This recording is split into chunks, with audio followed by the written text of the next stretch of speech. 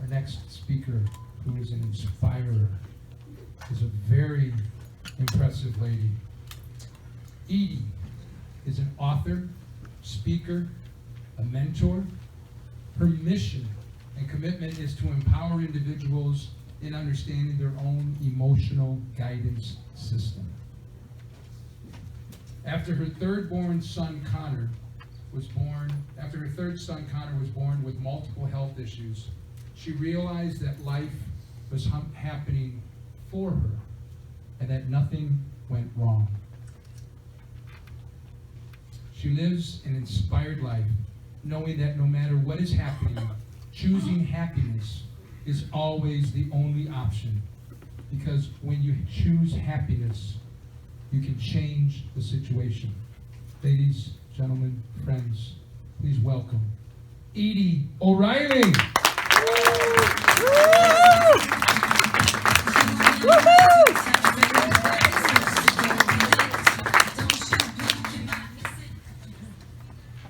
Imagine a world where we all realized that nothing was going wrong. Where we realized that we couldn't make the wrong decision. And fear played very little in our lives because trust and faith replaced it. When my third son Connor was born, he was born crippled. His heart had multiple defects and his lungs could not absorb oxygen. He was immediately taken away from me, placed in a drug-induced coma, and put on life support. I didn't get to bond with my son. He wasn't placed on my chest so I could cuddle with him or feel him. My heart broke. All I wanted to do was bring him home and be a normal family.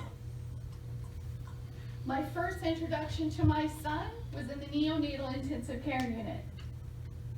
There I found him under a thick plexiglass dome. And when I saw him, I could see the tubes coming out of his mouth and his nose. He had IV lines in his arm and in his leg. And he had multiple stickers on his body with wires coming from them, attaching him to monitors to watch his vital signs. Externally from this plexiglass home of his, there was a ventilator and a nitric oxide machine. There was about 15 medicine ports, all with tubes going into his little 7-pound, 13-ounce body. I sat there and cried.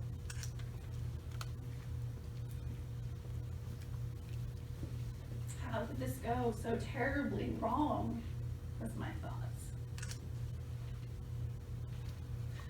For 152 days, that's 5 long months, Connor struggled to survive. And for 5 long months, I stuffed my emotions, numb to the world, reacting when I felt it was necessary, but crying at the drop of a hat. How did this all go so wrong, were my thoughts. And in his 5th month of life, we got a new diagnosis, still in the neonatal intensive care unit. He was now diagnosed with bacterial meningitis, with a nearly 0% chance of surviving. As I sat over his crib crying for what felt like the 1000th time, as if that would somehow help. For the first time in 5 months, I could feel all that had been bottled up inside of me. I could feel the pain and the guilt and the worry and the fear that had been stuck inside of me. And in that moment, I said, I want to feel better. I know I can see this differently. And when I did, a voice popped into my head and said, Edie, what if this is happening for you? And what if there are blessings and lessons here that you're not seeing? When I considered those two questions, I could feel this wave of relief coming up to the floor, up through my body, filling me with hope for the first time in 5 months. I was at peace, finally, with what I was experiencing. I went home that night completely okay if Connor decided to pass. The next morning, upon arrival, I could feel there was a shift in his room. There was like an energy about his room, and I said, "Nurse, what's going on?" She said, "Edie, Connor improved through the night. He got better." And the first thought in my head was, what if whatever I did last night not only helped me, but impacted my son? I put aside that night, and it took 3 more months for Connor to get fully recovered to come home.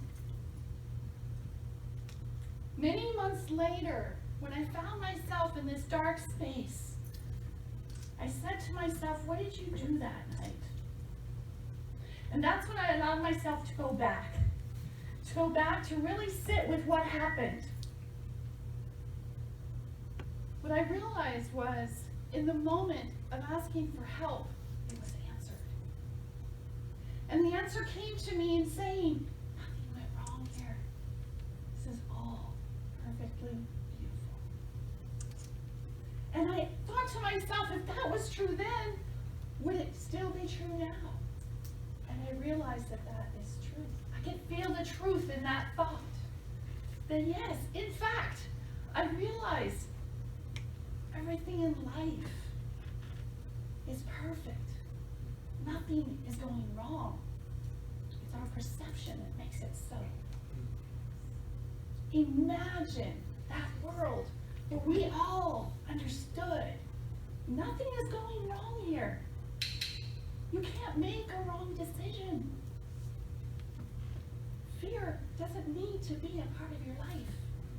Trust and faith and knowing this is purposeful is where we live. Thank you,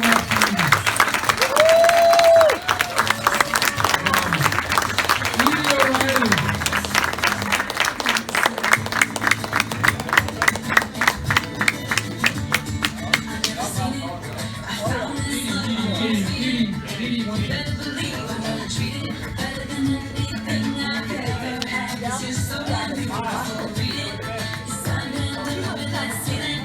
Thank you. Life is happening for you.